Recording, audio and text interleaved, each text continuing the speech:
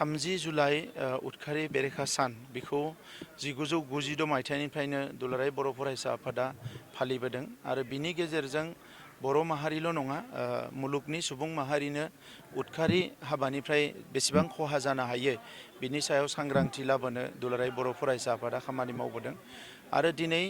बे मोनसे सान्थौ सानस्रिखौ लानानै खामानि मावनायनि गेजेरजोंनो जों नुनो मोन्दों बड'लेण्डआव दिनै गोजोना फैफिनबाय आरो बड'लेण्डआव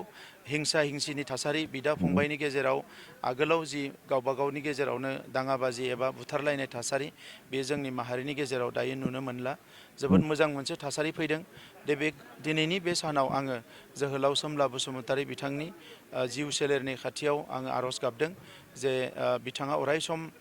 बर' माहारिखौ बोर सारस्रि हरथों आरो अबंलावरनि खाथियाव आर'ज गाबदों बिथांनि जिउ सोलेरखौ अरायसम सोरगोआव आलो गोजोनै थानो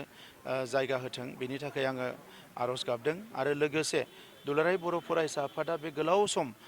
उदखारिनि जि बायदिसिना महर एबा उदखारि खामानिनिफ्राय बबेबा मोनसे हारिया बबेबा मोनसे ओनसोला बोरैबायदि खहा जानो हायो बे सांग्रांथिखौ खालामबोबाय थानायखाय बर' माहारिल' नङा जोंजों रायजो जानाय गुबुन गुबुन माहारियाबो दिनै बे सांग्रांथिखौ मोननो हादों आरो बिनि गुबै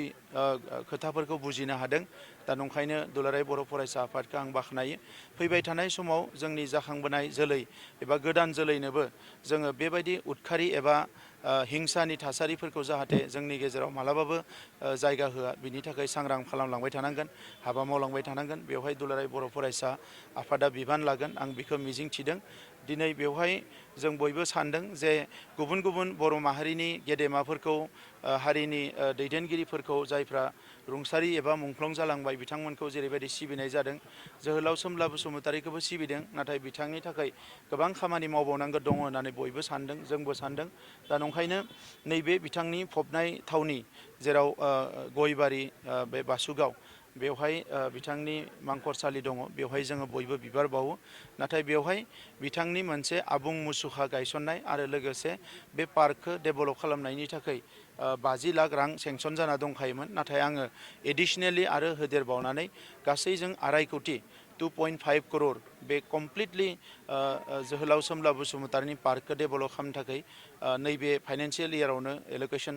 एबा सेंसन होनाय जागोन जाहाथे बेखौ जोबोद मोजाङै बे पार्कखौ डेभेलप खालामनो हायो आरो इयुनाव जोहोलाव सोमब्ला बसुमतारीखौ मोजाङैनो रायजो राजाफ्रा सिबिलांबाय थानो हायो खौसेथि